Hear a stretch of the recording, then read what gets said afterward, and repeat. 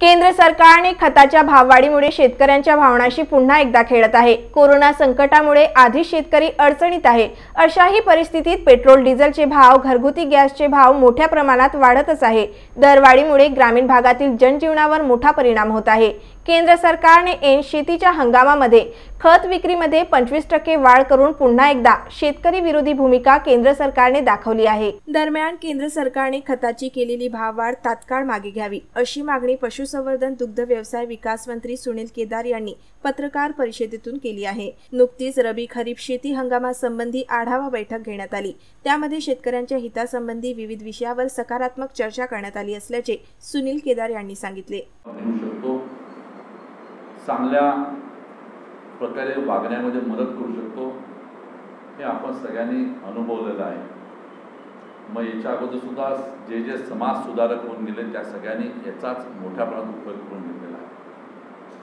आणि माझी अशी आपल्याकडनं अपेक्षा आहे की आपण आपल्या वर्तमानपत्राच्या माध्यमातून आणि आपल्या लेखणीच्या माध्यमातून शेतकऱ्याला आणि ग्रामीण भागातल्या लोकांना जास्तीत जास्त शेती उपयोगी ह्या सगळ्या याच्यावर मार्गदर्शन करावं। यावेळी शेतकऱ्याला अडचणीचा भागचा मी अगोदर म्हटल्याप्रमाणे की मागचं कोविडचं वर्ष काढून घेत असताना जुने आमच्यापाशी सेव्हिंग्स होते ग्रामीण भागामध्ये सिस्टममध्ये किंवा प्रत्येक व्यक्तीकडे सेव्हिंग्स होते, एक वर्ष ड्राय झालेले आहे। तो एक फटका मोठा। मागच्या वर्षी मदत झाली त्यावेळेस महाविकास आघाडीच्या सरकारने मोठ्या प्रमाणात शेतकऱ्याला कर्जमाफीची योजना लागू केली, त्याच्यामध्ये मदत झाली।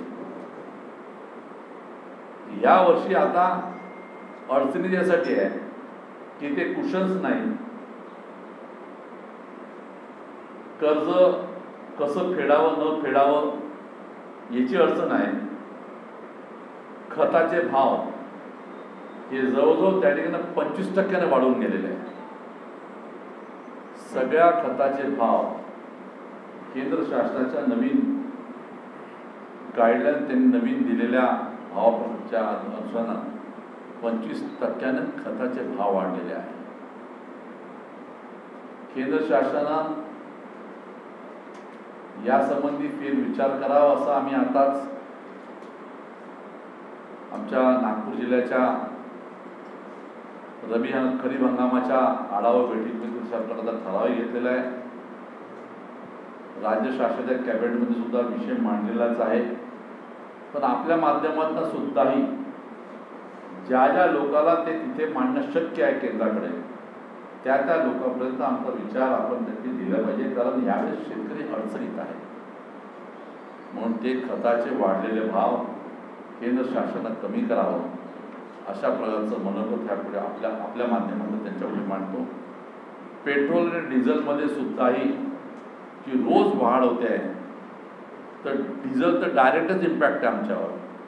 खरं इथं ट्रॅक्टर म्हणा की मग त्या ठिकाणी असलेले बाकी सगळे ग्रामीण भागातले ट्रान्सपोर्टची व्यवस्था असो, ट्रॅक्टरनी शेती आहेच, पण मला शेतीचा माल आपल्या दुकानातून कृषी सेवा केंद्रातून शेतापर्यंत न्यायचं असेल जे ट्रान्सपोर्ट मोड माझ्यापाशी आहे, मग ते छोटे असलेले ट्रान्सपोर्टचे व्हेकल्स असो याचा सुद्धा मोठा इम्पॅक्ट तिथे पडणार आहे।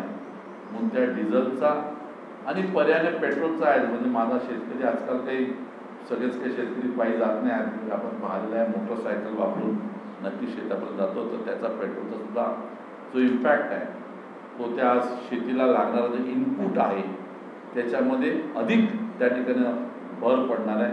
त्यासंबंधी नक्कीच आपण त्या संबंधी केंद्र शासनानं फेरविचार करावा। आणि तो केंद्र शासनानं फेरविचार करत असताना जे लोक तिथे सांगू शकतील केंद्र शासनाकडे त्यांच्यापर्यंत आमची विनंती आपण पोचवावी अशा प्रकारचं या ठिकाणी आपल्या पुढे विचार मांडतोय आणि आपण ते नेलाच पाहिजे असं आपल्याकडे आग्रह सुद्धा करतोय। या ठिकाणी आभारी आपल्याला एक 20-25 मिनिटं वाट पाहावं लागली, पण जसं की नागपूर जिल्ह्याची खरीप हंगामाची पूर्वतयारीची बैठक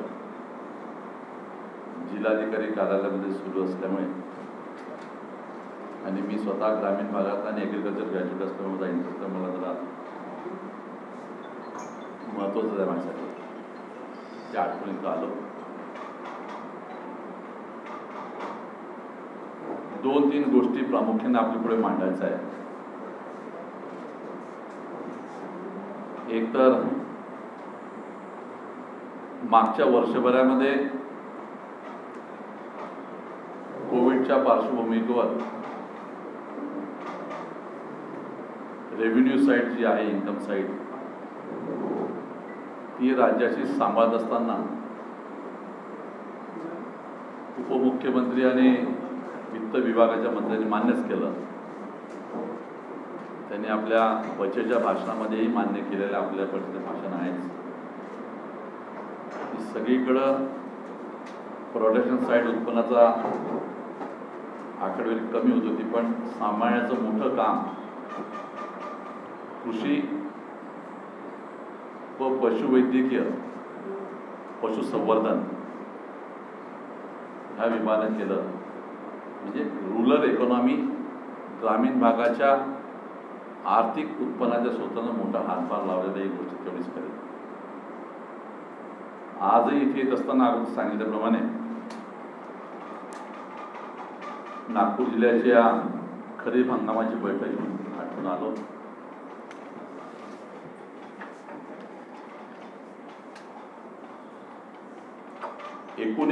च्या तुलनेमध्ये 20-21 मध्ये रबी हंगाम जवळजवळ 20% वाढलेला आहे. ही या जिल्ह्याच्या एकंदरीत ग्रामीण भागाच्या अर्थव्यवस्थेच्या दृष्टिकोनातून रोजगाराच्या दृष्टिकोनात खूप महत्त्वाची भूमिका. पुढचं वर्ष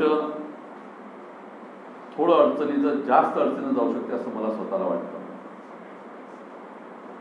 कारण मागच्या वर्षीला सिस्टमच्या एकंदरीत सिस्टममध्ये काही कुशन्स अवेलेबल्स होते, आमचं उपलब्ध होते.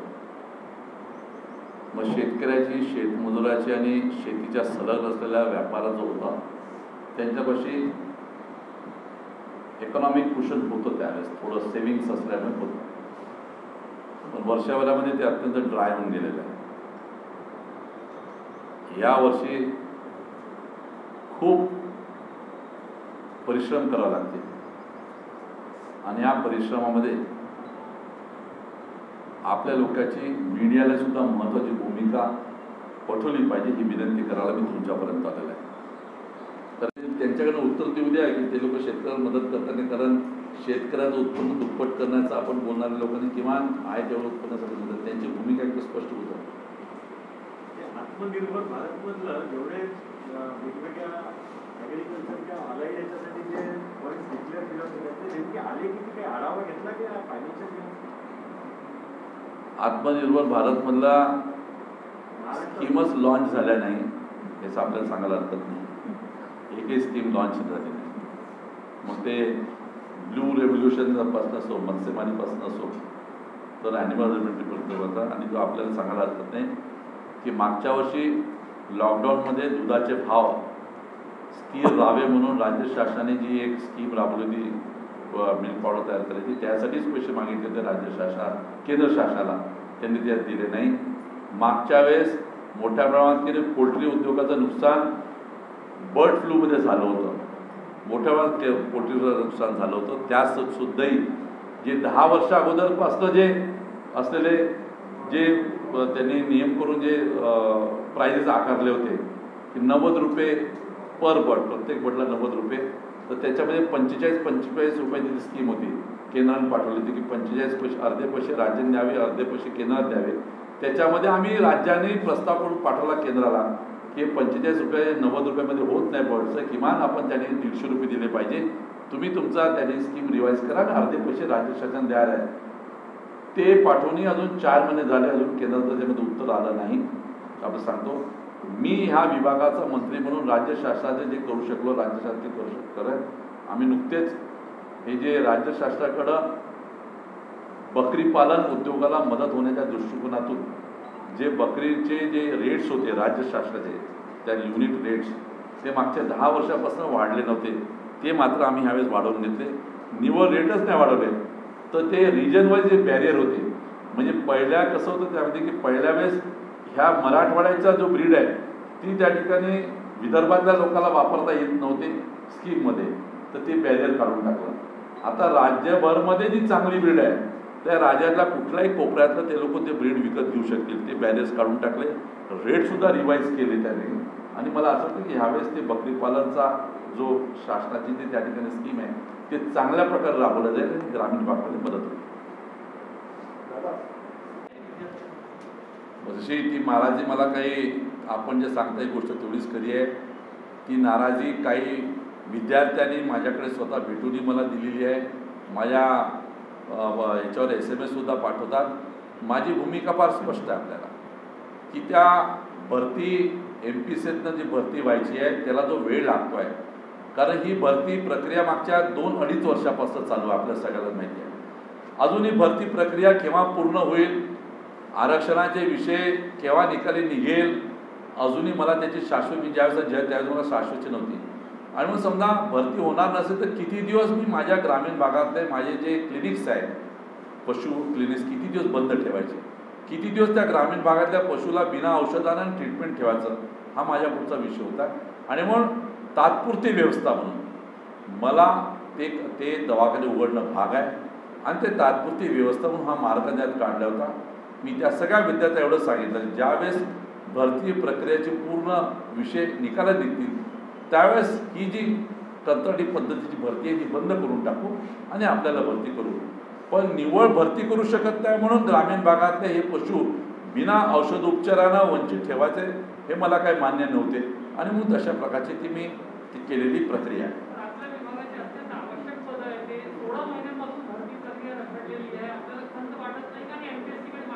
मला खंतही वाटते, MPSCकडे पाठपुरावा करतो, पण सगळ्या कायद्याच्या अडचणी ते थांबलेल्या आहे ही वस्तुस्थिती आपल्याला सुद्धा त्याची कल्पना आहे आणि मला त्याची कल्पना आहे, म्हणून हा काढलेला मधला मार्ग आहे.